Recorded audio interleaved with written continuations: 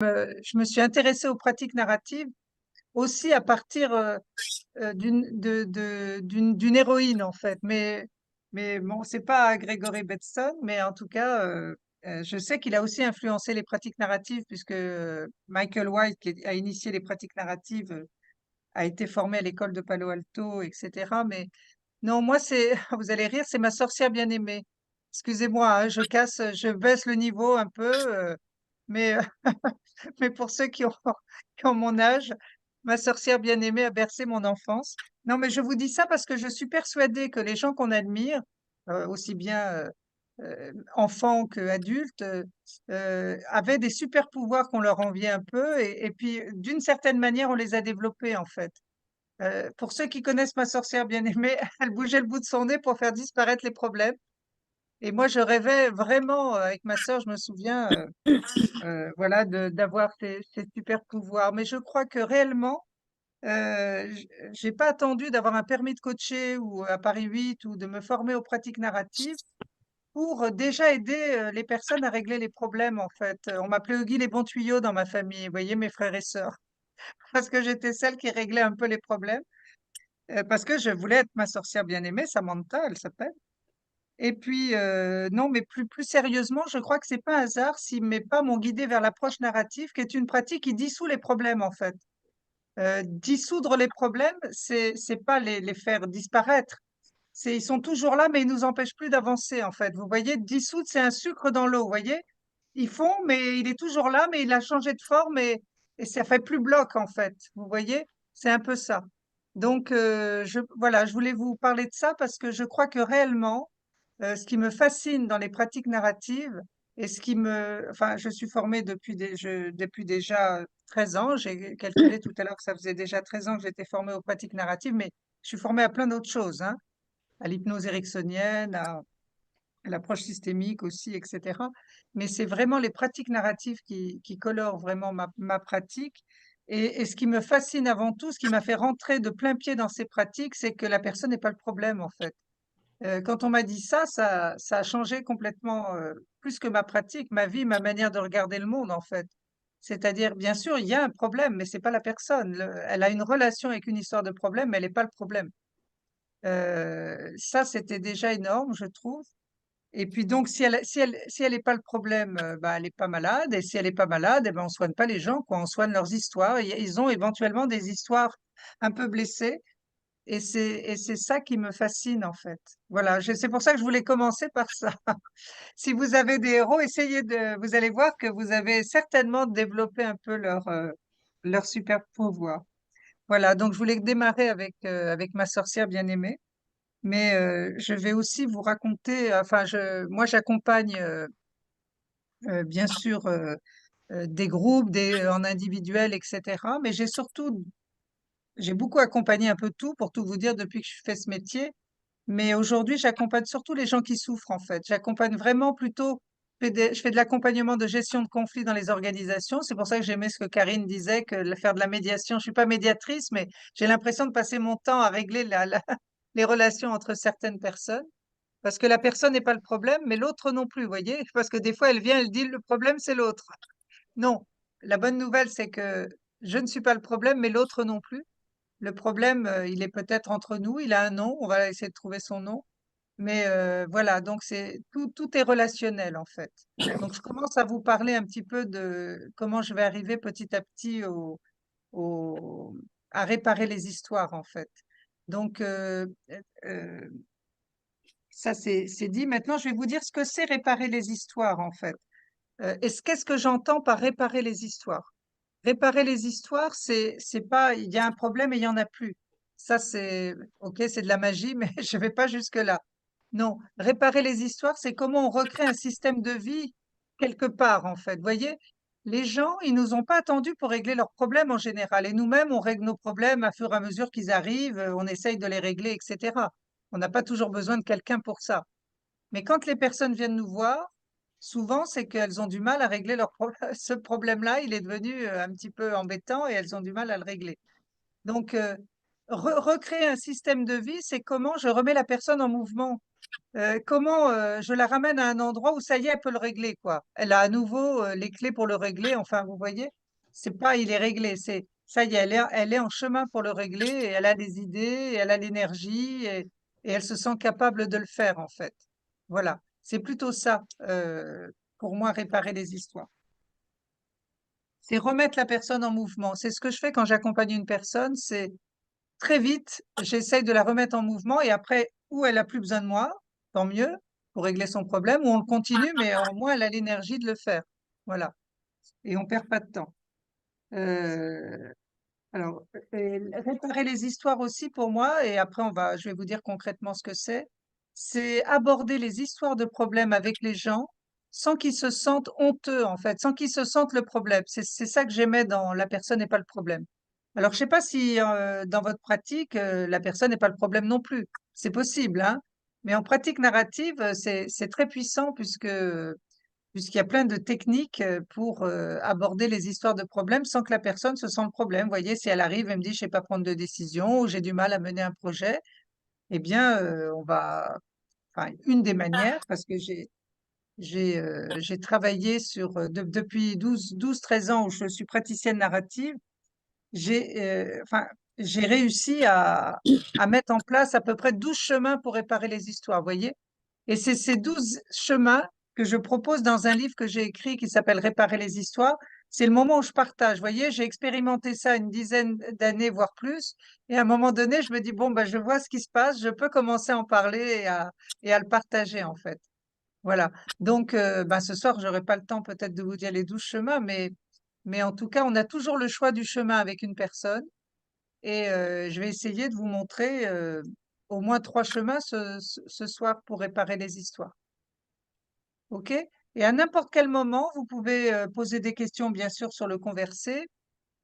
Je suis toute seule, donc je vais essayer de les voir, mais surtout, n'hésitez pas à vous démuter ou à lever la main, enfin, avec une petite réaction en bas pour poser une question. Je vais essayer de vous parler de 3 chemins et je vais essayer pour les 3 chemins de vous faire participer, en fait. Vous voyez?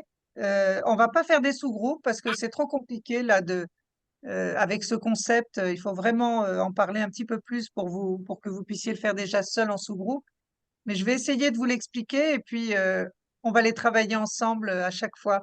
Et j'illustrerai à chaque fois par un exemple pour que vous compreniez bien. Mais avant de vous donner l'exemple, j'essaierai, ben voilà, de vous faire participer un petit peu pour être sûr que vous ayez bien compris en fait. Donc vraiment, j'espère que ben voilà que ça vous convient comme manière de faire pour ce soir en tout cas. Voilà. Donc, réparer les histoires, c'est 3 choses. Alors ça, c'est le fruit de mon expérience. Il n'est pas dit qu'une autre praticienne narrative vous raconterait ce que je vous raconte ce soir. Parce que j'ai été formée à pas mal de choses et j'ai un peu mélangé tout ça pour vous en parler.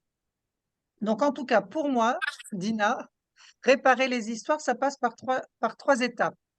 Vous voyez, alors la personne, elle vient, elle nous raconte une histoire qui lui pose problème.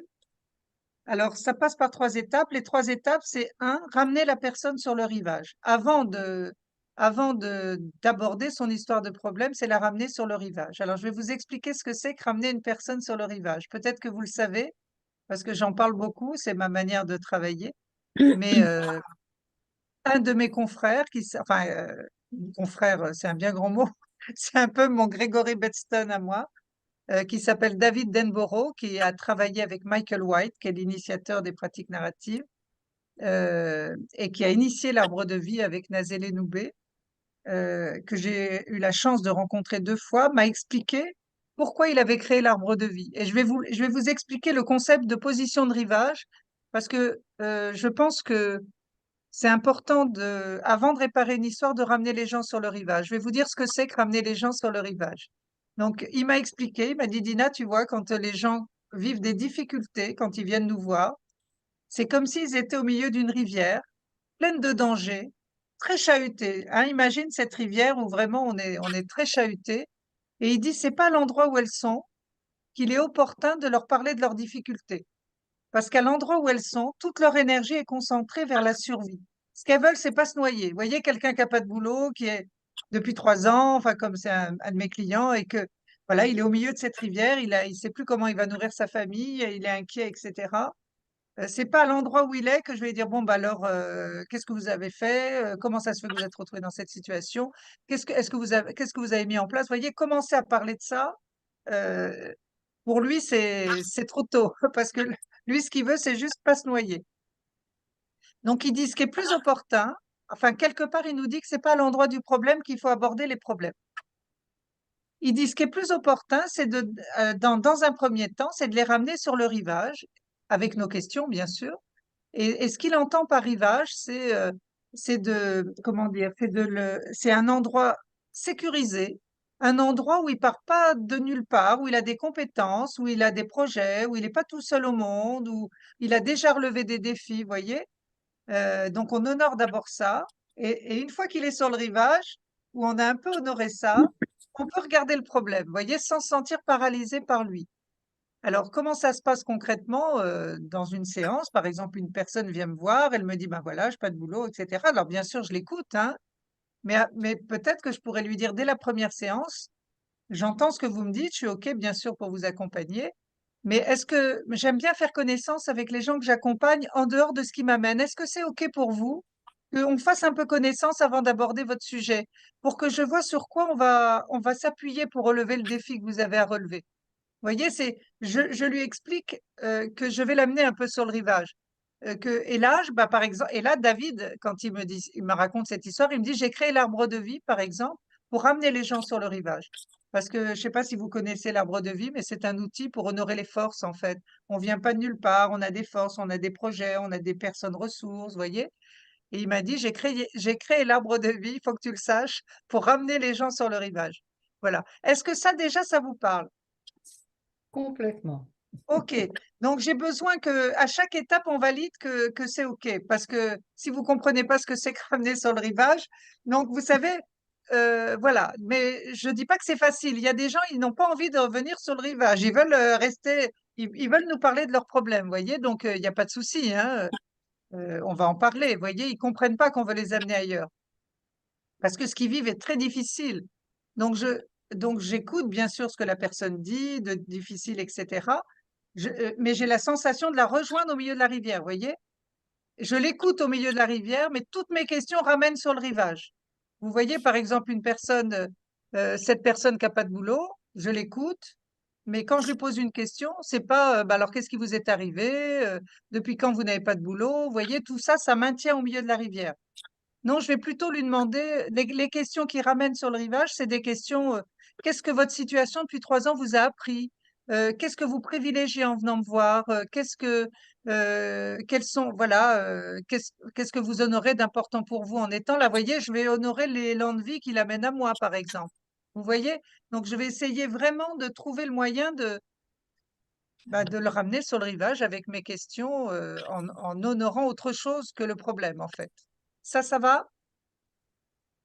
Alors, ce qui fait que toutes mes séances, par exemple, je crée des rituels pour qu'à chaque séance, parce que on a beau amener les gens sur le rivage, mais à chaque fois qu'ils reviennent, le soufflet retombe. Vous voyez, ils sont à nouveau empêtrés un peu dans leurs problèmes.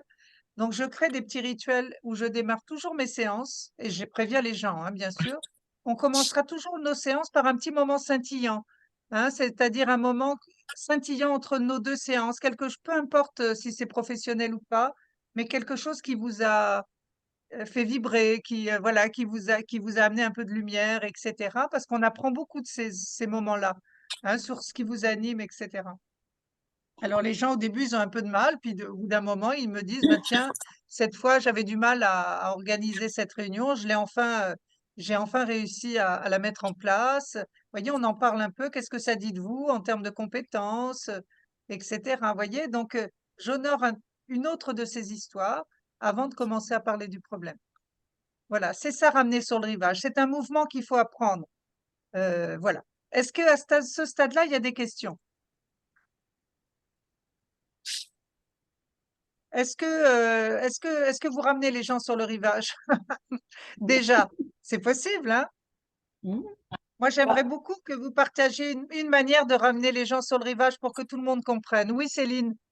Bah, je disais, dans une structure de questionnement, au départ, on leur pose des questions sur leurs attentes, qu'est-ce qui est important pour eux, quel est l'enjeu, qu'est-ce qui va être lumineux, on peut poser des questions sur le positif de leur objectif et tout ça. Enfin, je me dis que peut-être sans, enfin, toi tu appelles ça amener sur le rivage, mais que forcément, nous, finalement, le problème, on n'a pas besoin d'avoir tout le détail. Et qu'on pose des questions plutôt positives et lumineuses pour les amener vers autre chose, si tant est qu'il y a de l'énergie pour ça. Enfin, c'est un peu ce sentiment que ça me donne, c'est qu'on doit le faire, je pense, un peu tous, d'une certaine façon, sans l'appeler comme ça. Mais bon, peut-être que Ok. Mais c'est peut-être pas aussi approfondi. en tout cas, là, c'est conscient. C'est-à-dire que je, à chaque fois qu'on aborde le problème, c'est à l'endroit du rivage. C'est-à-dire à un endroit où voilà, où on l'a amené avant, à chaque séance, pour que, bah, il se sente équipé pour y aller. Et voilà, maintenant, ce qui nous aide, c'est que je vais vous le donner la feuille de route du guérisseur d'histoire, parce qu'on peut vite se laisser écraser par une histoire, vous voyez. Moi, je suis très empathique, donc dès qu'on me dit quelque chose, je peux vite me dire, ouh là là, je sais pas comment je vais l'aider, voyez, je peux me laisser écraser par une histoire et pas arriver à l'amener sur le rivage.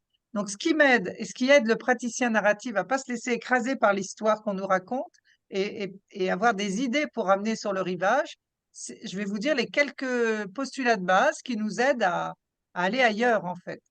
Donc, un des postulats de base, c'est que la personne est multi-histoire. D'accord? Donc, si j'ai ce postulat de base, quand elle me raconte son histoire, je me dis, OK, j'écoute ce qu'elle me raconte, mais je la réduis pas à ce qu'elle me raconte. Il a pas de boulot, d'accord, mais il est peut-être père de famille, il a peut-être des valeurs, il a peut-être, il est peut-être membre d'une association, le frère de quelqu'un, je sais pas, mais il faut que j'aille honorer son côté multi-histoire. Je sais qu'il n'est pas que ça. Ça, c'est une de ses histoires. Donc ça m'aide à avoir une curiosité qui regarde plus largement, en fait. OK? Donc ça, voilà. Un des postulats de base, c'est que la personne est multi-histoire. Donc ça me donne des chemins pour aller questionner, en fait. Sinon, on reste dans cette histoire et puis il y a que ça voilà, il nous montre que ça. Ensuite, je vous dis ça parce que c'est très important d'avoir des ouvertures pour poser des questions. Parce que si je sais qu'il est multi-histoire, moi je me dis, tiens, je vais aller voir ses autres histoires. Voilà, je me laisse pas enfermer dans l'histoire qu'il me raconte. Ensuite, un autre postulat de base, c'est que la personne, elle nous a pas attendu pour mettre en place des choses. Voyez? Donc, plutôt que ben voilà, un autre chemin pour aller le ramener sur le rivage, c'est peut-être d'honorer le fait qu'il m'a pas attendu pour chercher du boulot, etc. Donc, plutôt que de lui dire qu'est-ce qui vous est arrivé, etc., c'est plutôt, ben, qu'est-ce que vous avez déjà tenté pour retrouver du travail, etc. Qu'est-ce que vous savez? Qu'est-ce que la vie vous a appris par rapport à ça? Voyez, on va honorer un petit peu, il nous a pas attendu, quoi. OK? Et puis ensuite, il y a des questions? Non. Ensuite, voilà, je vous dis juste deux, trois choses parce que je peux pas tout vous dire là ce soir, mais en tout cas, il y a quand même quelques postulats de base qui nous aident à, à réparer les histoires. Enfin, on dit ne jamais retraumatiser la personne avec nos questions, c'est-à-dire ne jamais la ramener là où ça fait mal, en fait. Vous voyez, ah bon, vous avez pas de boulot, qu'est-ce qui s'est passé, depuis quand? Vous voyez, ça, c'est intéressant à savoir pour un accompagnant, j'imagine. Mais il va rien apprendre parce qu'il le sait depuis quand il bosse pas et ce qui lui est arrivé, vous voyez? Donc les questions, en pratique narrative, c'est des questions qui ne retraumatisent pas, c'est-à-dire qui ne ramènent pas la personne là où ça fait mal, mais au contraire qui honorent les apprentissages, qui honorent, voyez, autre chose qui ne se raconterait pas tout seul, voyez? Donc il faut qu'on pose des questions dont il n'a pas les réponses, mais il pourrait les avoir et voilà. Donc c'est un peu ça. Euh, les quelques postulats de base. Et puis, maintenant, je vais rentrer concrètement. Je pense que vous avez compris c'est quoi ramener sur le rivage. Mais en tout cas, réparer une histoire, c'est bien plus facile quand on est sur le rivage que on peut le faire aussi au milieu de la rivière, hein. Mais il va retomber, voyez. Donc, c'est bien plus facile à partir du rivage. Voilà, c'est ce que je voulais vous dire. On peut zapper la première étape si vraiment c'est difficile, mais de mon expérience, à partir du rivage, c'est ce qu'il y a de mieux. Maintenant, si c'est OK pour tout le monde et s'il n'y a pas de questions, je vais aborder. Alors, c'est en 3 étapes. La première étape, c'est ramener les gens sur le rivage. Donc, ça, vous avez compris. La deuxième étape, c'est réparer l'histoire avec les quelques chemins que je vais vous dire. Et la dernière étape, une fois qu'on a tenté de réparer l'histoire, c'est comment on ancre en fait. Vous voyez, on va revenir sur ce que la personne vit et on va voir où elle en est et quelle relation maintenant elle veut avoir avec cette histoire. Est-ce qu'elle veut la chasser complètement de sa vie? Est-ce qu'elle veut juste en garder une partie, etc. C'est le moment où elle va prendre position par rapport à son histoire et on va l'ancrer par un document, vous allez voir, je vais vous montrer quelques exemples de comment on peut ancrer. Vous voyez, moi j'ai une cliente par exemple qui avait une histoire avec crise d'angoisse, qui venait la visiter dès qu'elle prenait la parole en public, en cours, etc. Et puis on a fait un travail de réparer l'histoire et à la fin pour ancrer ben, je lui ai dit écoute qu'est-ce que tu veux quel type de relation tu veux avoir dorénavant puisqu'elle n'est pas le problème, elle a une relation avec une histoire de problème, donc quel type de relation tu souhaites avoir dorénavant, et elle me dit je veux je veux plus voir sa gueule, excusez-moi je vous dis ça, je veux plus le voir. Donc j'ai dit ok, c'était une jeune femme de 18 ans, j'ai dit ok, comment tu peux acter que tu veux plus la voir, etc. Voilà. Donc, tu peux y réfléchir, on en reparlera la prochaine fois. Et quand elle est revenue, elle m'a dit, alors j'ai dit, alors est-ce que tu as réfléchi à... Elle me dit, oui, j'ai décidé de la licencier sans indemnité. Et elle m'a lu sa lettre de licenciement à crise d'angoisse sans indemnité. Elle avait écrit une lettre à crise d'angoisse où elle la licenciait et sans indemnité. Voilà, donc ça, c'est sa manière à elle de acter le changement. Je ne dis pas que ça va complètement changer après, mais en tout cas, c'est sa manière d'ancrer que jusqu'à présent, elle subissait. Maintenant, c'est elle qui reprend la main et je te vire. Et elle avait terminé la lettre. C'est sans verser une larme que je te dis adieu. Voilà. Donc ça, c'est la troisième partie. On n'aura peut-être pas le temps de voir tout. Mais en tout cas, on va voir le cœur parce que vous êtes intéressé à réparer les histoires. OK, donc ben on va démarrer peut-être par la première, enfin un premier chemin, hein, une fois qu'on a ramené sur le rivage, hein, je ne reparle pas de tout ça. Une fois qu'on a ramené, pardon, un petit coup à boire. Donc une fois qu'on a ramené la personne sur le rivage, eh bien un des chemins possibles pour réparer l'histoire, mais vous allez voir, il y en a plusieurs, hein. Je vais vous en dire quelques-uns et puis après on va en prendre deux ou trois en fonction du temps. Donc, les quelques chemins, c'est un, donner un autre sens à l'histoire. Alors, dans réparer les histoires, il y a toujours au moins deux étapes. Il faut identifier déjà l'histoire blessée avant de la réparer. Vous voyez?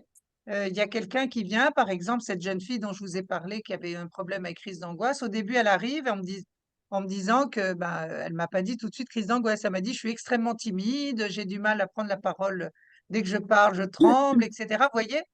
Donc, il y avait une histoire un peu comme ça. Je lui ai dit, quel nom tu donnerais à cette histoire qui s'invite à toi de temps en temps? Parce que c'était pas tout le temps, hein, c'était vraiment toujours face à des gens et pas n'importe quel gens. Avec les amis, ça allait, avec la famille, ça allait. C'était vraiment au moment où on devait la juger, vous voyez, quand elle était en cours, quand elle devait prendre la parole à certains moments devant des gens qui devaient la juger pendant les examens, etc. Et je lui ai dit, comment tu nommerais ce problème? Elle m'a dit crise d'angoisse, vous voyez? Donc là, j'ai identifié l'histoire blessée. Donc je vous dis, avant de réparer une histoire, il faut savoir contre qui on se bat en fait. Hein, donc voilà, là, elle a nommé crise d'angoisse. Et à partir du moment où elle nomme crise d'angoisse, pour tous les protocoles, c'est pareil, pour les 12 protocoles, c'est pareil. On en parle comme d'une troisième personne, c'est-à-dire il y a Jeanne, il y a crise d'angoisse, et quand je pose des questions, c'est comme si crise d'angoisse, c'est une troisième personne. Vous voyez, je lui dis alors depuis quand crise d'angoisse est dans ta vie? Est-ce qu'elle a des alliés? Est-ce qu'elle a des ennemis? Qu'est-ce qu'elle veut à ton avis pour ta vie, crise d'angoisse? Vous voyez, j'en parle comme quelqu'un d'extérieur et ça constitue le fait qu'elle se sent pas le problème. Vous voyez, c'est comme si on mettait le problème devant nous et on en parlait, on le décrivait. D'accord? Donc ça, pour tous les protocoles, c'est comme ça. C'est après que ça change. C'est-à-dire, ben là, par exemple, il y a une personne qui vient, qui a une crise d'angoisse. Je lui dis, pour ce cas-là, ben voilà, on a nommé, on a identifié l'histoire, et puis ensuite on choisit le chemin de réparation. Alors moi, je le choisis vraiment en fonction de ce que la personne vit et depuis quand le problème est là, etc. Pour Jeanne, avec crise d'angoisse, je sentais que le problème était présent depuis très très longtemps en elle, c'est-à-dire elle a toujours eu peur du regard de l'autre, etc. Quand je lui ai dit depuis quand il est dans ta vie, elle m'a dit oh là là, j'ai jamais pu réciter une récitation à l'école, j'ai jamais pu faire des choses comme ça, enfin, etc. Donc je me suis dit, le problème, il est bien ancré. En fait, il faut que je prenne le chemin le plus radical, en fait. Et là, c'était l'externalisation du problème. Mais on va pas en parler ce soir parce que c'est le plus compliqué à expliquer rapidement, en fait. Mais c'est un des chemins que j'explique dans le livre. Donc, le chemin de réparation, une fois qu'on a identifié l'histoire, ce que je vous propose ce soir, qui est le plus light à expliquer pour moi en visio en 1 heure et demie, c'est le chemin. Donc, je vais en donner trois. C'est donner un autre sens à l'histoire ou aller chercher la contre-histoire, qui est un autre chemin. Je vais vous expliquer ce que c'est. Ou, ben, ça va intéresser Karine. Quand c'est une personne, l'autre le problème, c'est-à-dire bah, quand on désigne que le problème c'est monsieur machin ou madame machin, vous voyez, eh bien il y a encore un autre protocole où voilà, que je vais vous expliquer ce soir, comment on répare. Quand c'est une personne qui blesse, comment on va trouver une autre personne pour réparer. D'accord? Je vais essayer de faire ça rapidement. Donc, premier chemin, donner un autre sens à l'histoire. Alors, je vais vous donner un cas. Et puis, on va discuter ensemble de comment on va réparer ça en donnant un autre sens à l'histoire.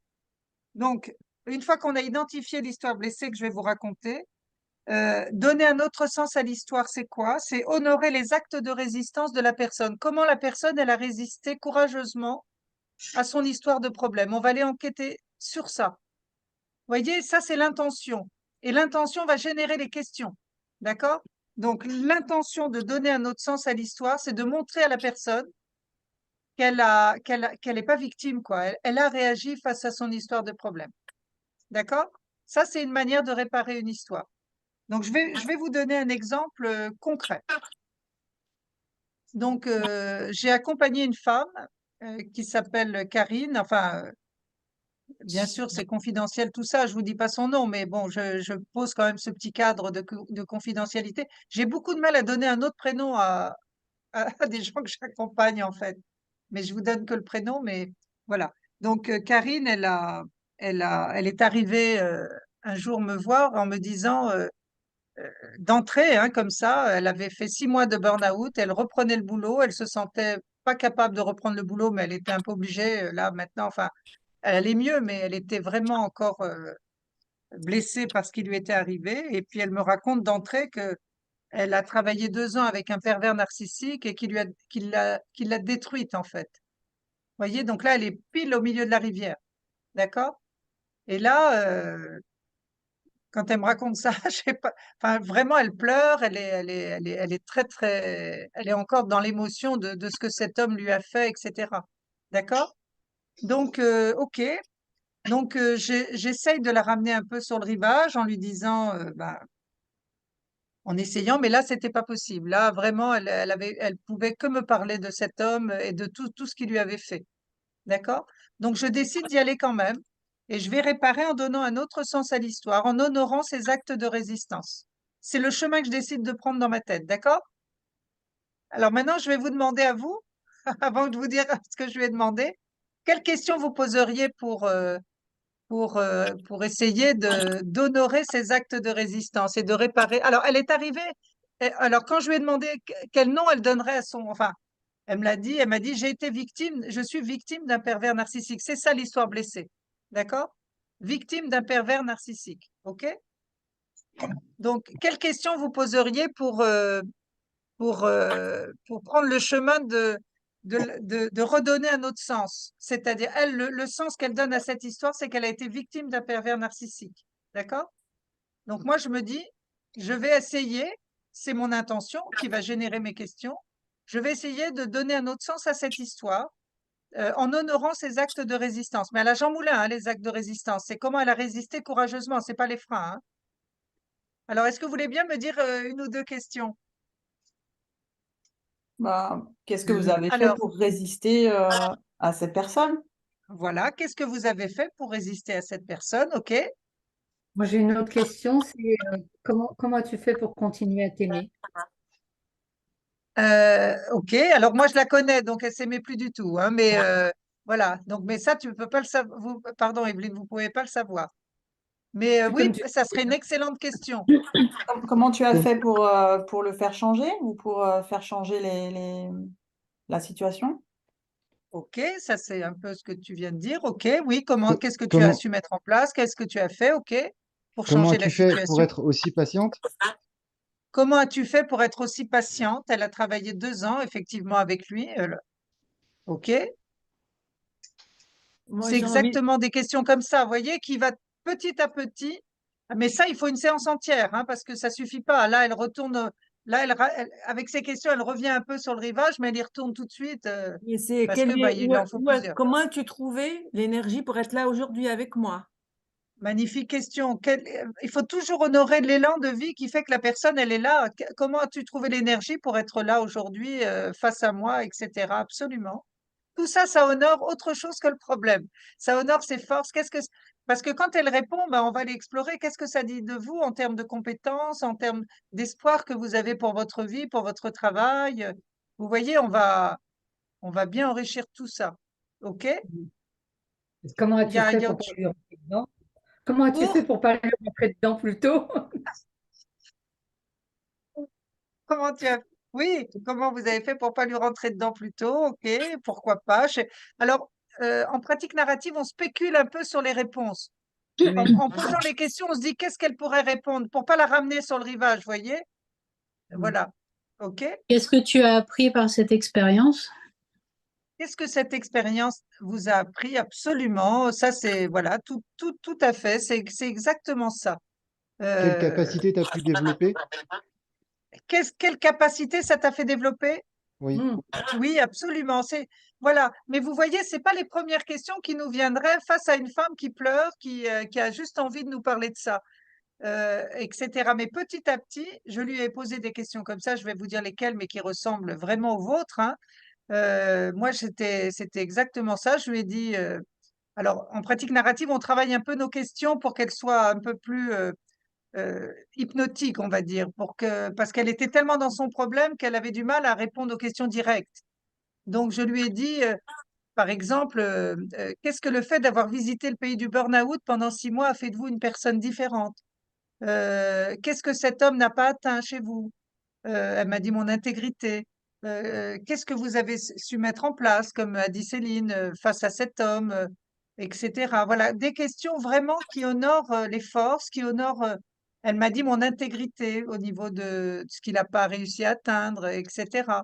Et les forces, elle m'a dit que bah, elle est allée voir la DRH quasi 3 fois par semaine. Elle a obtenu qu'ils soient plus dans la même pièce tous les deux, vous voyez? Elle me On parle à chaque fois, hein, c'est vraiment pas genre elle me répond et je passe à autre chose, hein, on en parle un petit peu et le fait d'avoir visité le pays du burn-out 6 mois, en quoi ça a fait de vous une personne différente? Elle m'a dit: «Je suis de les pervers, je les sens à 15 000 maintenant». C'est-à-dire qu'elle sent la manipulation, elle m'a raconté à quoi elle voyait que la manipulation chez les gens et cetera. On a parlé de ça 1 heure, d'accord? Et au bout d'1 heure, je lui ai dit: «Je renégocie l'histoire». Elle m'a dit: «Victime d'un pervers au début». Je lui ai dit: «Vous en êtes où, Karine? Cette conversation, où est-ce qu'elle vous a amené? Quel nom vous donneriez à l'endroit où vous vous trouvez là maintenant?» Elle m'a dit: «Ben, je m'aperçois que je suis devenue une experte en pervers narcissique». Vous voyez, c'est mieux que victime quand même, hein? Donc, mais je ne sais pas si c'est mieux, mais en tout cas, je lui dis: «Est-ce que c'est OK pour vous d'être devenue une experte en pervers narcissique?» Elle me dit: «Oui». Pourquoi? Bah, déjà, c'est mieux que victime et puis on m'y reprendra plus. Je pense qu'on m'y reprendra plus. Donc, vous voyez, donc elle doit reprendre le boulot, ben, elle y va un peu plus sereine. L'histoire n'est pas réparée, mais c'est l'experte qui reprend le boulot, c'est pas la victime, vous voyez? Voilà, je voulais juste vous expliquer l'intérêt Donc, qu'est-ce que tu mais feras c'est pas deux questions sans creuser, hein. C'est une bonne dizaine de questions qu'on creuse, on en fait une séance entière et à la fin, on valide où vous en êtes, comment vous appelleriez l'endroit où vous êtes arrivé par rapport à l'endroit où vous êtes parti. Et elle m'a dit ça, et je valide. C'est pas moi qui vais décider que c'est mieux d'être une experte, hein. Je vais valider que c'est bien pour elle.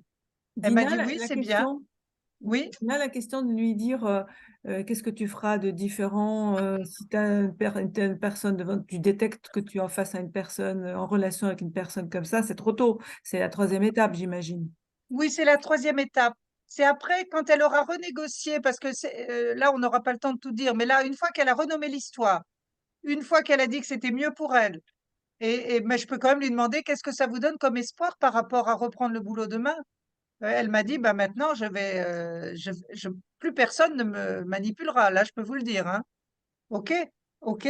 Et puis ensuite, eh ben, on a fait l'étape de la séance d'après, où elle en était, etc. Et puis l'étape de acter son nouveau mode de relation avec son histoire. Elle se sentait plus du tout victime, en fait. Donc c'était, voilà, elle avait même pas besoin de l'écrire ou de l'acter, etc. Donc voilà, c'était juste pour vous donner un des chemins. Est-ce que ça va? Super. Je vais vous donner un support parce que tout ça, je voulais vous le passer, mais j'ai envie de vous le raconter plutôt. C'est plus vivant que de vous passer des charts comme ça. Je veux valider que vous vous endormez pas, donc je vous ai en face de moi, ça va. Je vois que vous êtes encore là, plutôt que de faire passer des PowerPoint. Ça Ça vous va marche. comme ça? Mais par contre, c'était pour vous dire que j'ai un support avec ce que je suis Oui. en train de vous dire. Ah, Et que super. si ça vous intéresse, eh bien, je vous l'enverrai pour que vous vous souveniez un peu des étapes, identifier l'histoire blessée, et après les chemins, voilà, que je suis en train d'évoquer avec vous, avec les intentions des chemins.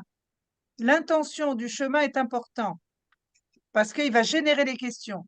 Si c'est honorer ses actes de résistance, faut honorer le paysage de la réaction, comment elle a réagi. Que des questions autour de comment elle a réagi, ce qu'elle a mis en place, etc. Vous voyez? OK? Très Dina, bien. j'ai une question. Oui, Tu disais que c'était oui, une personne qui sortait d'un burn-out. oui. Donc potentiellement, elle avait quand même peut-être eu est-ce que Un tu vérifies suivi. tout ce qui a pu se faire autour d'un suivi psy ou des choses comme ça? Alors, elle a vu quelqu'un, pas très longtemps en fait, mais elle a vu quelqu'un. Et pour elle, c'était une grosse dépression. Donc, elle a vu quelqu'un, et puis elle l'a pas revu, ça lui convenait pas, elle l'a pas revu. Ah, d'accord, ok, OK? Donc, d'accord. moi, quand elle vient à moi, c'est une personne qui lui a dit, écoute, parce elle avait du mal à reprendre le boulot. Vous savez combien de fois je l'ai vue? 4 fois, c'est tout. C'était juste un petit truc pour qu'elle reprenne le boulot. En fait, c'était pas une mission où on va l'accompagner, etc. très longtemps. Donc on s'est vu 4 fois et c'est tout. Mais je dis pas que je suis efficace en 4 fois. Je dis qu'elle avait juste besoin d'un petit truc pour reprendre le boulot, en fait. Ok, ok. Si ça vous va, je veux bien qu'on passe à un deuxième chemin. Ça vous va de travailler comme ça? Parfait. Oui, Ok. Donc voilà, le deuxième chemin. C'est David Epstein, Michael White et David Epstein ont initié les pratiques narratives. Et David Epstein, alors Michael White, je l'ai pas connu parce qu'il est mort en 2008 et malheureusement, j'ai pas eu la chance de le rencontrer. Moi, c'était l'année où je me formais justement. Mais David Epstein, son acolyte, est venu nous former plusieurs fois en France, 3 fois. Et c'est lui qui nous a montré ce chemin, en fait, qu'il appelle le chemin de la contre-histoire. OK? La contre-histoire, c'est quoi? C'est quand la personne, alors je vous répète pas, chaque fois on ramène sur le rivage, on identifie l'histoire blessée, etc., hein. Tout ça, c'est pareil. Et une fois qu'on a identifié l'histoire blessée, on a le choix aussi d'aller chercher la contre-histoire. Donc, la contre-histoire, c'est pas les actes de résistance. La contre-histoire, euh, c'est c'est quelque chose qui va venir faire mentir le problème. D'accord? C'est l'inverse, en fait. Vous voyez, elle me dit que, par exemple, elle sait pas prendre de décision. C'est ça son problème. Ben, je lui dis, est-ce que de venir me voir, c'était une décision? Vous voyez, je fais à chaque fois quelque chose qui le montre que des décisions, elle en prend tous les jours, en fait. C'est ça la contre-histoire. C'est faire mentir qu'elle sait pas prendre de décision. Vous voyez, je lui dis, vous voulez un café? Oui. Vous êtes guéri, monsieur. Vous voulez vous vous avez pris une décision. Non, mais c'est un peu ça, vous voyez, c'est un peu comment toutes les questions vont aller honorer l'inverse de ce qu'il dit. Ça vous parle? Il y a toujours une contre-histoire, toujours. Elle a toujours été là à l'œuvre, mais en coulisses, vous voyez? Et elle a une longue vie dans la vie de la personne. Donc, c'est pas possible qu'on ne prenne pas de décision, vous voyez? Voilà. Voilà. Donc, c'est comment on va montrer à notre client que on va faire vaciller sa croyance qu'il ne sait pas prendre de décision. D'accord? Ok. Est-ce que ça va? Donc, petit exercice du coup, un vrai exercice. C'est-à-dire, bah, une fois qu'on a identifié l'histoire blessée, bien sûr, on explore à chaque fois un peu le contexte, il nous raconte un peu ce qu'il vit, etc. Et puis, on essaye de lui demander quel nom vous donneriez à cette histoire qui vous pose problème, etc. Donc, il nomme le problème. Et ensuite, on va essayer de construire des questions. Ça, c'est le chemin de réparation qu'on va choisir. Des questions qui vont venir faire mentir le problème. Et des fois, une seule question suffit. D'accord? Donc, je vais vous raconter une autre de mes clientes qui s'appelle Maria et qui, alors, enfin, elle n'a pas vraiment de problème au départ, hein. Elle vient parce elle a envie de créer sa marque de vêtements. Elle a bossé quelques années chez trois beaux couturiers connus. Et puis là, maintenant, depuis quelques années, elle crée comme ça, de son côté un petit peu, et elle veut vraiment, ça y est, lancer sa marque. D'accord? Donc là, il n'y a pas vraiment de problème. Les problèmes, ils s'invitent à un moment dans nos accompagnements, et là, on peut essayer de réparer une histoire. Donc là, il n'y avait pas de problème, elle était toute contente, elle m'avait montré ses prototypes, franchement, j'adorais ce qu'elle faisait. Je lui ai dit, si vous voulez, vous pouvez payer avec vos prototypes. Moi, je veux bien ce petit chemisier en soie coloré, je le veux bien. Et donc voilà, donc elle était très, voilà, elle était contente, elle est très très appréciée, très créative dans les boulots qu'elle a, etc. Et puis voilà, donc elle a ce rêve et puis elle m'en parle un bon moment. Je lui pose plein de questions sur d'où ça vient, ce rêve, etc. En fait, c'est sa tante chez qui elle a vécu voilà, qui lui a donné, enfin, qui faisait des vêtements pour elle et que voilà, donc elle me raconte un peu tout ça, et puis voilà. Donc, et puis à un moment donné, elle avait quelques fournisseurs à appeler pour voir s'ils la suivraient dans son aventure.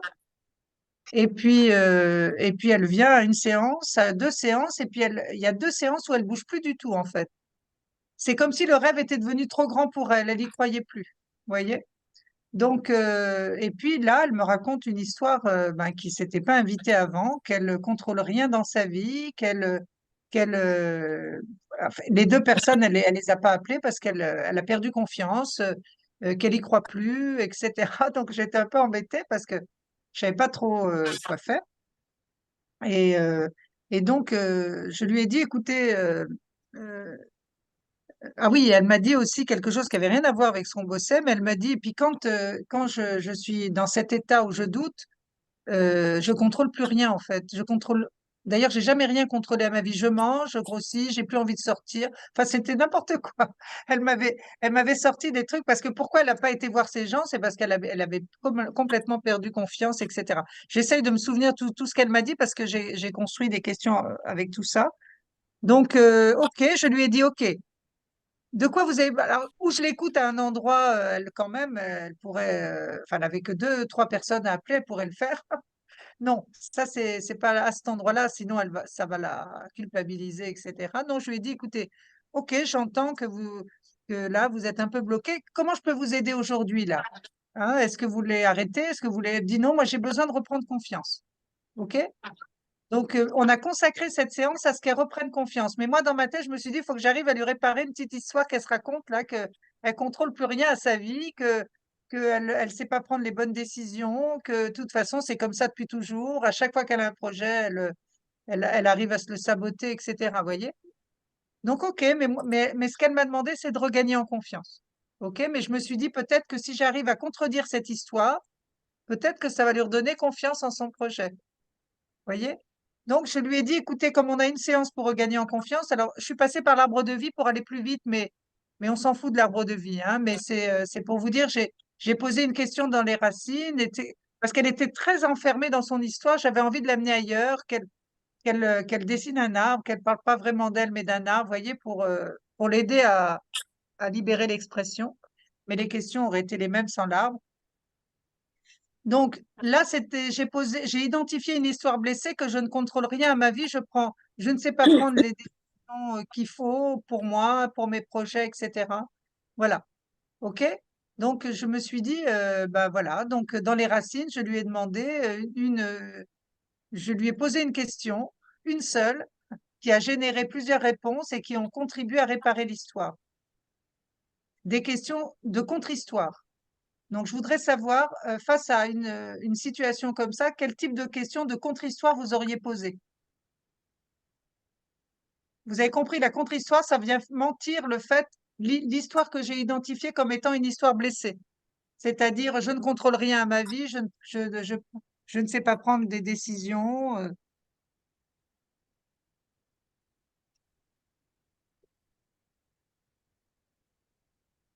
Est-ce qu'il y a quelqu'un qui veut se lancer? C'est facile, hein? Bah oui, ça, en fait, je me dis, Ça a l'air bah, trop facile pour vous, j'ai l'impression.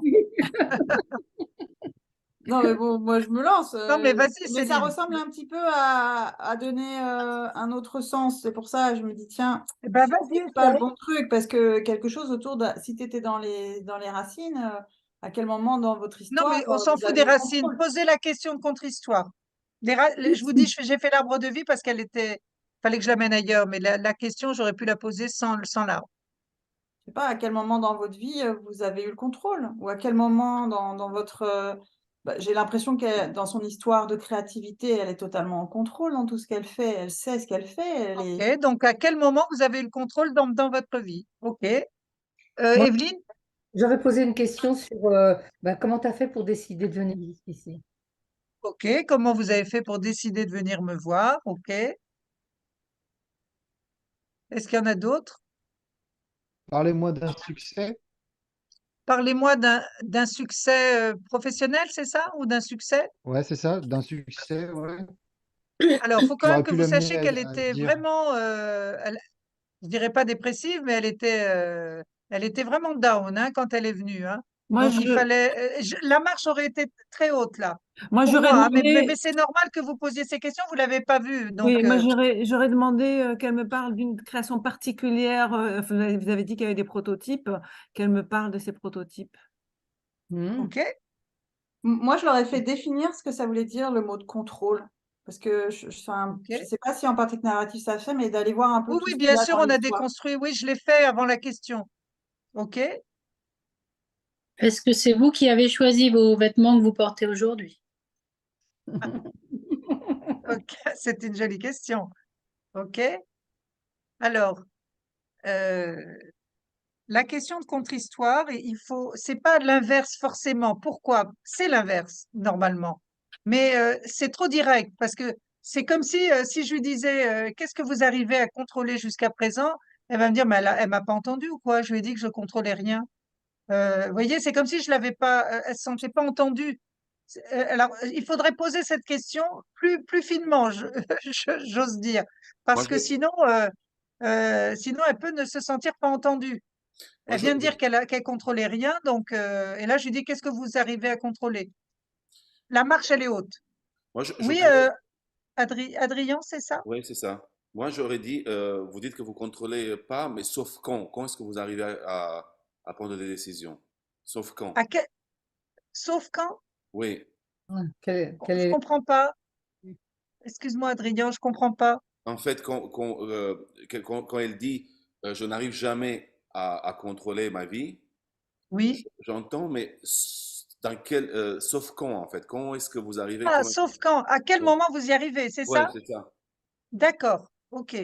Donc, Ah, ok, à quel moment vous arrivez à contrôler votre vie? Dans quel autre domaine, peut-être, à etc. l'inverse, Ok. parce qu'on peut aller vers Oui, et à quel moment ne pas avoir le contrôle a beaucoup de bénéfices. pourquoi pas? Parce que de toute façon, on ne sait pas, elle n'est pas là et on ne sait pas ce qui aurait marché vraiment ou pas. Mais Mm. en tout cas, là, il faut que vous reteniez que c'est la contre-histoire. Il faut que j'arrive à la faire vaciller sur le fait que, sur sa croyance qu'elle n'a pas de contrôle sur sa vie et sur ses projets. Alors, je vais vous dire la question que j'ai posée, mais elles sont toutes, on ne sait pas, hein, vous auriez fait totalement autrement et c'est totalement OK. Moi, c'est juste pour vous expliquer comment je travaille et comment je me dis, je peux pas lui demander directement. Donc, j'ai essayé de faire une question un peu hypnotique, c'est-à-dire une question un peu longue, une question qui lui fait lâcher un peu le mental pour qu'elle y aille, quoi. Et je lui ai dit, et là, je lui ai dit, Maria, quand vous vous retournez sur votre vie, aussi loin que vous vous souveniez, euh, quelles sont, euh, quelles sont les décisions que vous avez prises ou que vous avez su prendre qui allaient dans le sens de prendre soin de vous et de vos projets? Mhm. D'accord? C'est tout bête. Ça dit pas, ça dit exactement ce que tu as dit, Céline, hein. Mais je le dis autrement. Je le dis en prenant mon temps. Je dis, voilà, quand vous vous retournez aussi loin que vous vous souveniez, quelles sont les décisions que vous avez su prendre pour prendre soin de vous? Et parce qu'elle disait quand même qu'elle grossissait, c'était n'importe quoi sa vie, etc. Pour prendre soin de vous et de vos projets. Et là, on était dans l'arbre. Donc, elle a mis 3 mots dans les racines et puis elle m'a raconté ces 3 mots. Et ces 3 mots ont fait complètement basculer le truc, en fait. Elle m'a dit à 17 ans, donc la première décision que j'ai prise, c'est à 17 ans quand j'ai décidé de quitter mes parents pour habiter chez ma tante. Parce que j'avais des parents un peu toxiques et que je savais qu'avec eux, j'y arriverais pas. J'arrivais pas. Il voulait pas qu'elle prenne ce chemin du stylisme. Il voulait pas. Enfin, il la dévalorisait tout le temps, etc.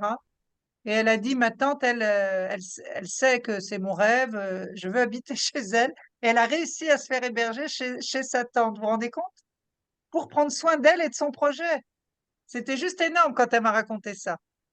Mais moi, je sais pas quand je pose la question que je vais tomber sur une bombe pareille, vous voyez, mais voilà. Donc là, on en a parlé au moins une demi-heure de ce truc-là. Ah bon, mais alors, comment vous avez réussi à faire accepter à vos parents cette décision et qu'est-ce que ça a développé chez vous de partir si tôt, etc. Enfin, j'en ai fait 3 caisses, hein. Et puis ensuite, le deuxième mot, elle a dit, quand je suis devenue, mes parents voulaient pas que je sois styliste, je suis devenue styliste. Mm. Et le troisième, elle a dit, il n'y avait pas 36 couturiers avec qui je voulais bosser, il y en avait 3, hein. Eh ben, j'ai bossé chez ces 3 couturiers. OK? Et quand elle m'a raconté tout ça, je peux vous dire que je lui ai dit, alors, on en a parlé toute la séance.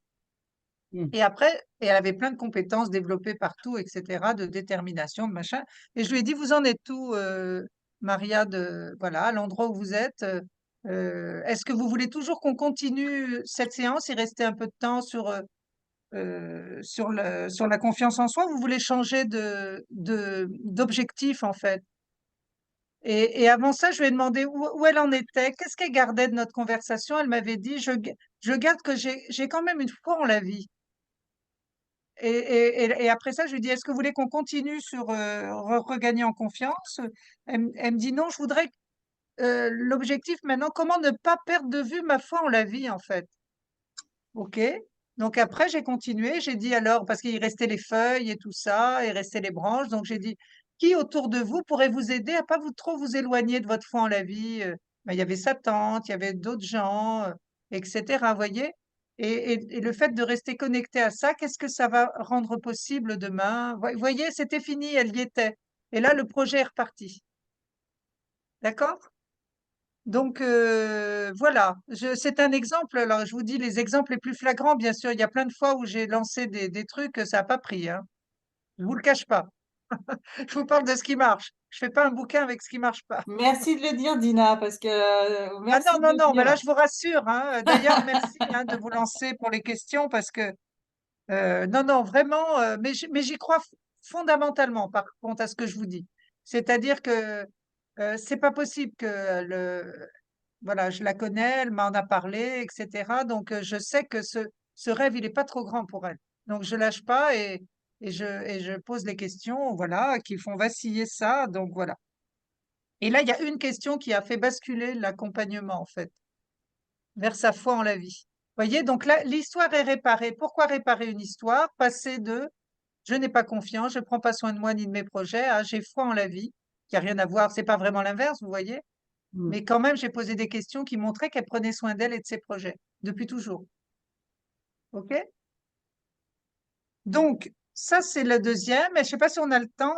On va parler du troisième. Je voulais vous parler au moins de trois manières de réparer une histoire. Et dans le livre, il y en a 12 et je vous dirai lesquelles qu'on développera malheureusement pas. On n'aura pas le temps, mais la troisième, c'est comment, quand on a été blessé, vous savez, on a une histoire. Là, on va parler des gens et des relations. Là, peut-être, Karine, tu me diras si ça t'inspire par rapport à la médiation. Mais, euh, mais souvent, on a une histoire avec chaque personne qu'on a rencontrée dans notre vie. D'accord?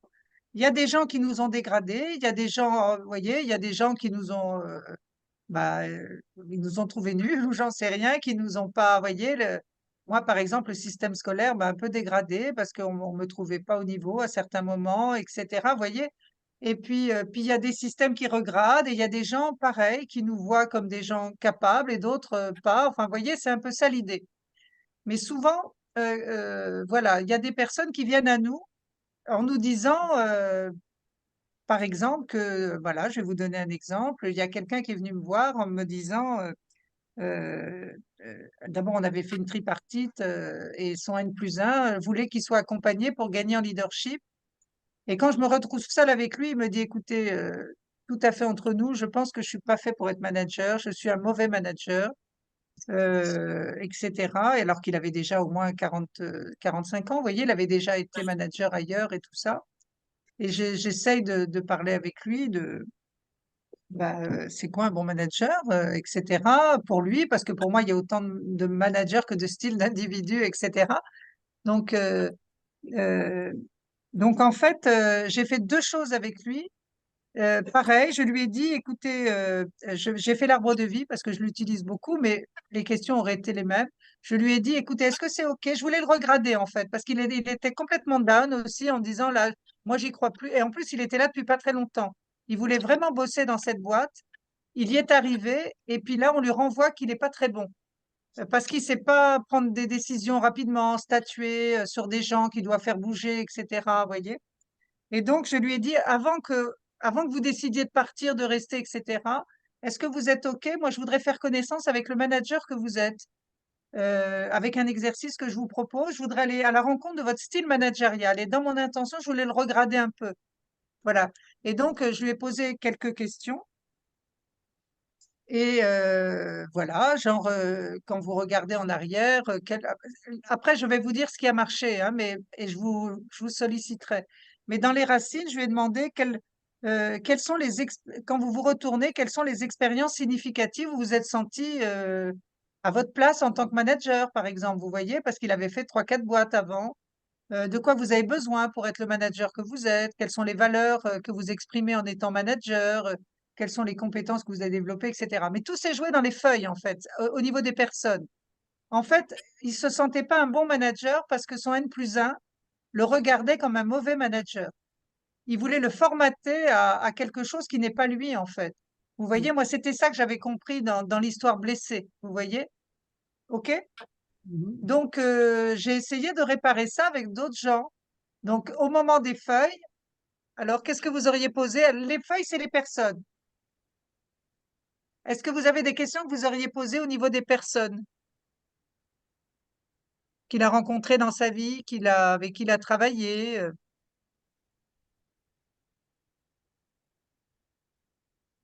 Je réfléchis à une question, mais comme à chaque fois tu fais des choses un peu Non, métaphoriques, non, hypnotiques, non, t'inquiète, bon, pose la lance pas question ta brute. question brutale, Céline. Non, non, non, non, Céline, j'espère que tu prends pas ça comme ça, hein, parce que comme je suis un peu pressée, je prends pas Mais de gants, non, mais pour moi, je suis entre collègues, donc je fais vite, hein. non, non, justement, Je vous apprends pas votre métier, hein, je vous apprends juste au ma manière contraire, de voir réparer les histoires. au contraire, c'était pour m'en inspirer. D'accord.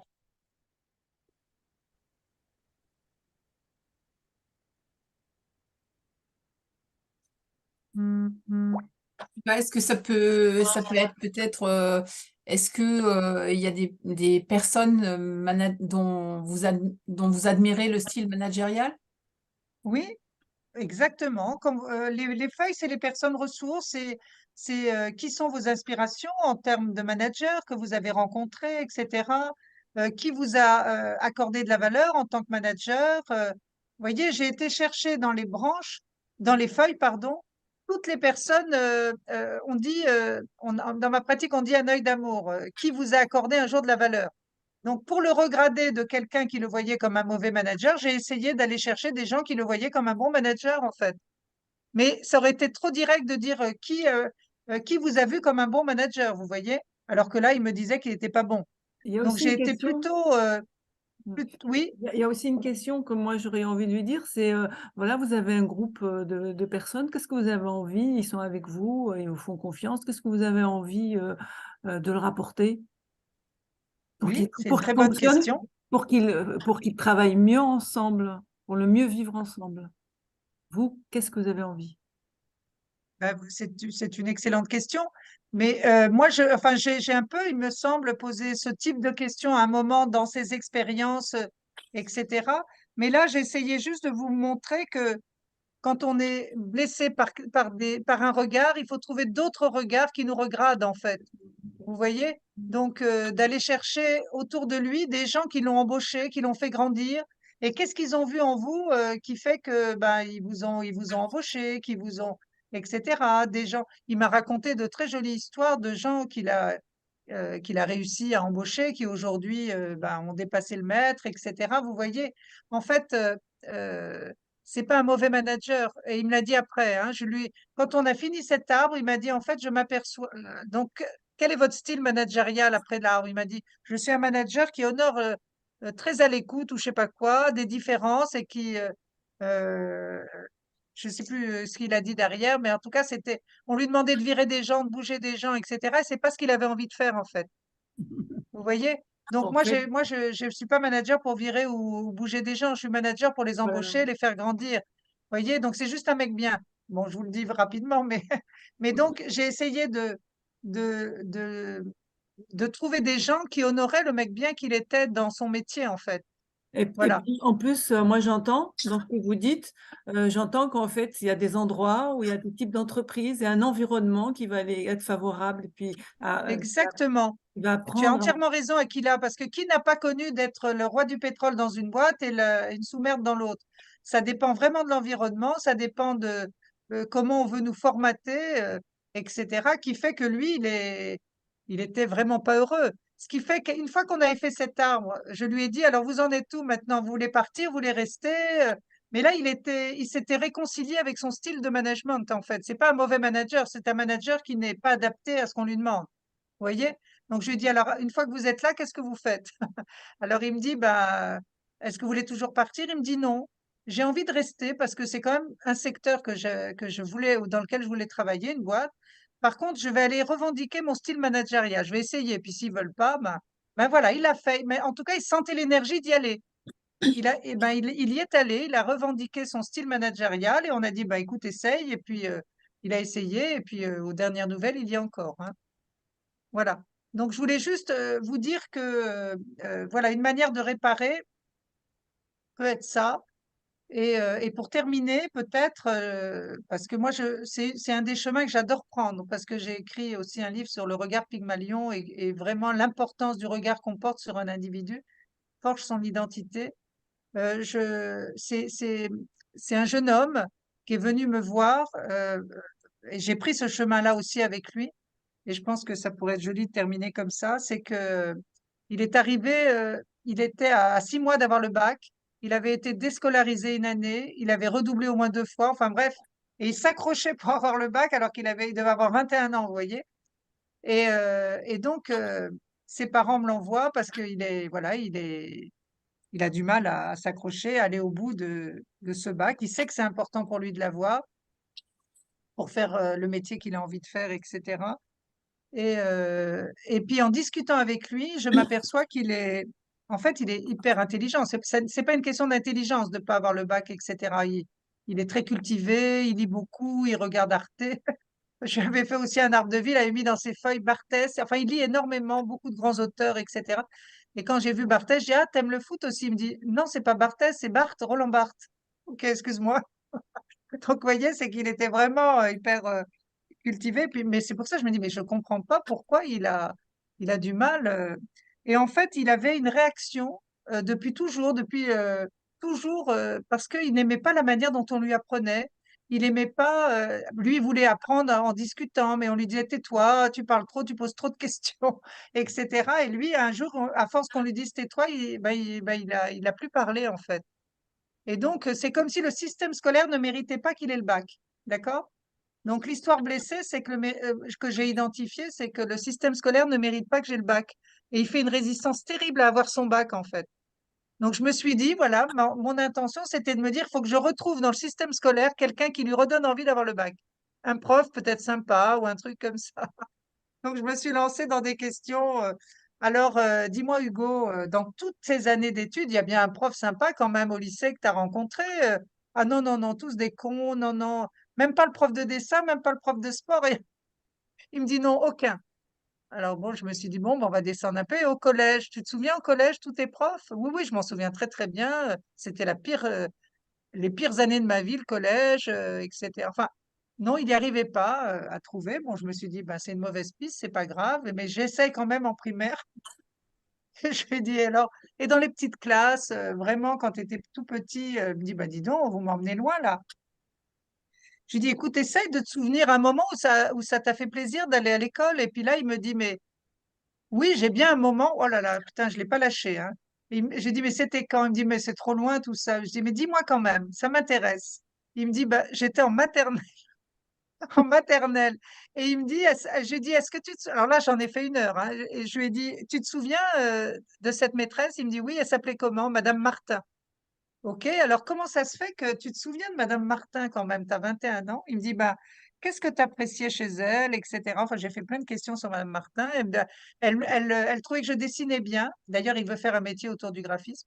Je dessinais bien, elle montrait mes dessins à toute la classe, elle les accrochait. À l'époque, ma mère m'a dit que j'aimais bien aller à l'école. Enfin, j'en ai parlé beaucoup plus, hein. Et je lui ai dit après, j'ai fait un ancrage avec Madame Martin, je lui ai dit, ça t'aiderait de penser à Madame Martin des moments où tu lâches, etc., où t'as plus espoir. Il me dit, bah, je sais pas, je vais essayer, etc. Et la bonne nouvelle, c'est à la fin, c'est-à-dire quand il est revenu me voir, on n'a fait que 3 séances avec Hugo. Quand il est revenu me voir, il m'a dit, je l'ai vu tout heureux, et je lui dis, qu'est-ce qui se passe? Il me dit, la dernière fois, ça m'a fait plaisir de parler de Madame Martin, ça m'a donné envie de la revoir. Et il m'a dit, comme il habite toujours la même ville, il m'a dit, je suis allée voir si elle était toujours à l'école et elle était toujours là. Et il m'a dit, je vous promets que c'est vrai, elle s'est souvenue de moi. Ben oui. Et il a parlé avec Madame Martin. Il m'a dit, je lui ai parlé, on a parlé, je lui ai dit comment j'avais pensé à elle, et je lui ai dit vraiment ce que j'ai vécu depuis que je suis étudiant, etc. Et ça m'émeut parce que vraiment, il était tout content et il me dit, Madame Martin, elle s'est excusée pour tous les profs qui m'ont pas donné envie d'étudier. Et elle m'a dit qu'elle pouvait être là si j'avais besoin, enfin, c'était juste extraordinaire. Vous voyez, Madame Martin, elle n'est pas payée, c'est elle qui a fait tout le boulot, hein. Ah oui. En fait, l'œil d'amour que Madame Martin a posé sur Hugo quand il était petit va l'aider aujourd'hui. Et Hugo a eu le bac, et Hugo est en BTS en ce moment, et il va très bien. Donc, c'est pour, voyez comment on répare une histoire avec une personne. Une personne peut réparer une histoire pour peu qu'elle soit choisie au bon endroit. Vous voyez, ça aurait servi à rien que je prenne quelqu'un d'autre en dehors du système scolaire. Là, il fallait que ce soit quelqu'un du système scolaire qui le répare. Ça vous parle? Beaucoup. Voilà, je voulais Oui, vous beaucoup, raconter beaucoup, hein. ça, mais je suis désolée, j'ai un peu cavalé et je suis désolée si j'étais un peu sec sur les questions. Mais c'était pour qu'on aille un peu vite et qu'on ait le temps. Moi, je m'étais dit, il faut que je vous parle au moins de ces 3 choses-là avant qu'on arrête. Et, euh, et voilà, donc je l'ai fait. Et puis, je vais vous envoyer le support qui reprendra dans le détail un peu tout ça. Mais j'aimerais vraiment, si vous avez quelques questions, pouvoir le temps d'y répondre. Maintenant qu'on a un peu.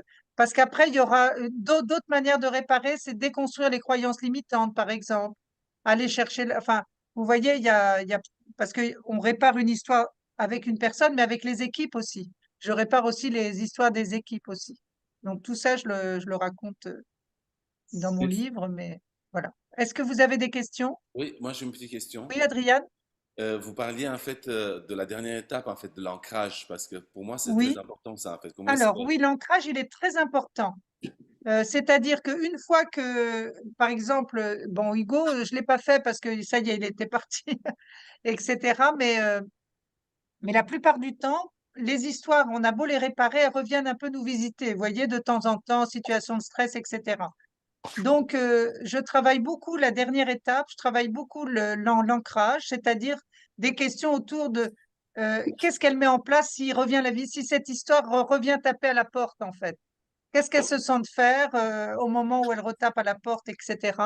Quel type de relation elle veut avoir avec son histoire.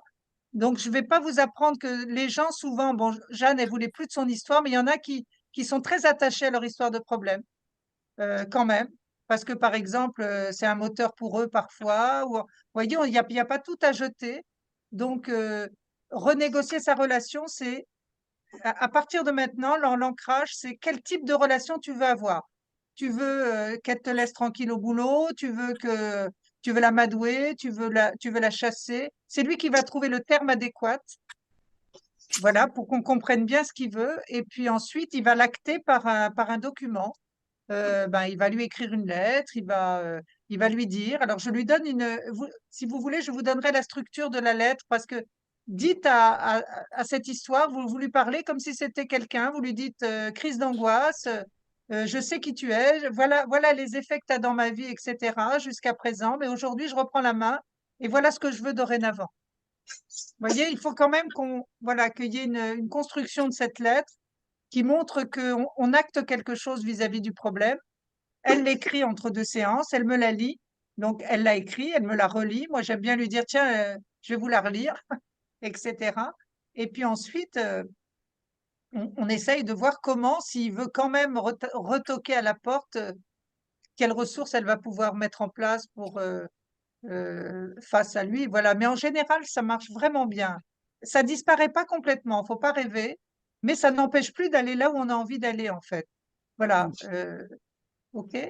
Je sais Non, pas si j'ai répondu, Adriane, mais Merci beaucoup, c'est voilà, sympa. c'est souvent des documents écrits. Voilà, c'est une lettre qu'on envoie au problème. Mais non, vous l'aurez dans le document, D'accord. Tu viens de avec dire un souvent. exemple de Est-ce lettre. qu'il, tu viens de dire souvent. Est-ce qu'il arrive que ça soit autre chose? Un Oui, audio pour des gens plus auditifs. oui, des fois, c'est moi qui l'écris. Je suis inspirée, je sais pas, j'ai écrit à la colère de Michael. Voilà, il m'avait parlé de sa colère, etc. Je lui ai écrit, voilà, et parce que il avait quelques avantages, elle avait quelques avantages dans la vie de Michael, mais elle avait aussi quelques inconvénients parce qu'il était un peu violent quand il était en colère. Mais ça lui permettait aussi de garder la tête haute, de pas baisser les yeux, de rester fort, etc. Donc, j'ai écrit à la colère en la remerciant de tout ce qu'elle lui apportait. Et puis, en lui disant, ça serait bien que vous laissiez Michael un peu tranquille pour ses études, parce qu'il me disait qu'il voulait quand même parce qu'il se faisait virer régulièrement, donc que ça serait bien qu'elle le laisse finir ses études qu'il a choisies, qu'il aimerait bien terminer, etc. Vous voyez? Voilà. Et là, je sentais qu'il l'aurait pas fait, donc je l'ai fait pour lui, parce que il était très jeune, il avait 13 ans, et donc voilà, j'avais envie de lui offrir cette lettre. Et d'ailleurs, j'ai écrit un livre sur l'échec scolaire, parce que maintenant il est grand, hein, il a grandi, etc. Et je voulais lui demander la permission de utiliser cette lettre dans mon livre comme exemple. Donc, je l'ai rappelé 5 ans après. D'accord? Et donc, 5 ans après, je l'ai retrouvé sur Facebook. Heureusement que ça sert à quelque chose.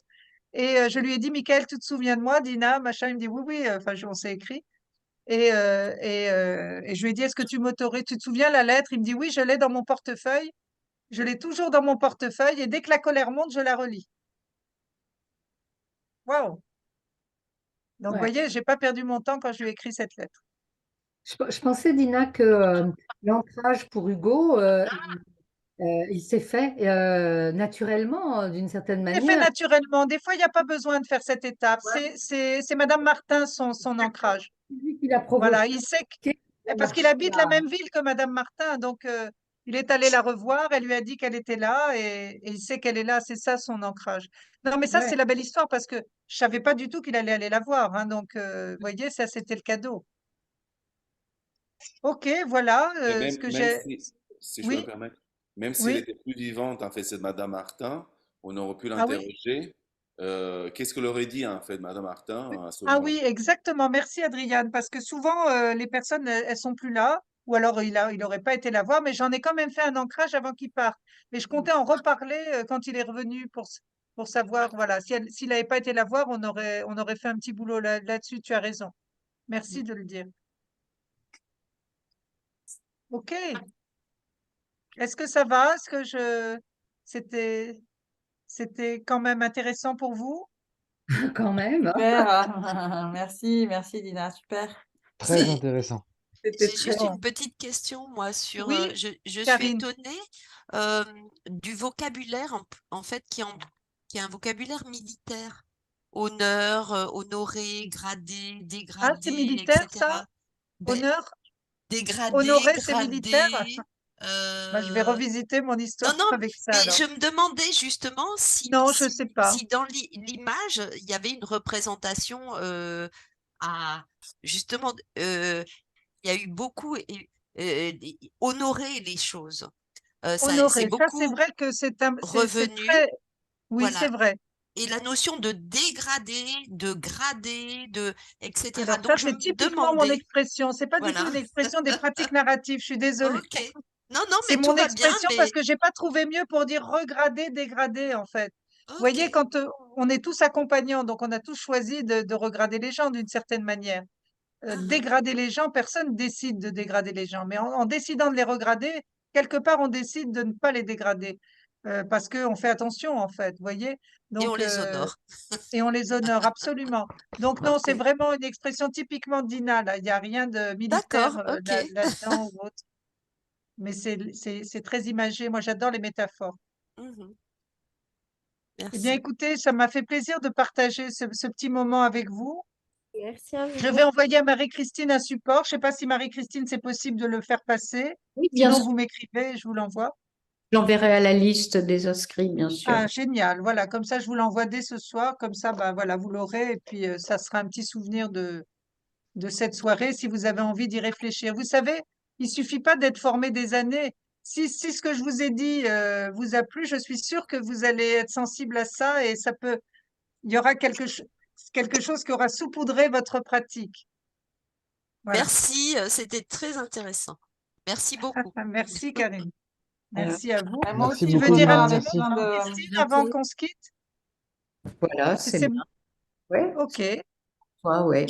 Eh bien, merci. Très bien. Alors, on n'a pas eu tout le monde. J'espère que ben, la vidéo pourra permettre aux La gens vidéo qui n'ont pas pu en se visuel. venir de. Je vais Mm. d'ailleurs l'éteindre parce que, ouais, La voilà. vidéo, on l'aura par quel moyen? Par un lien?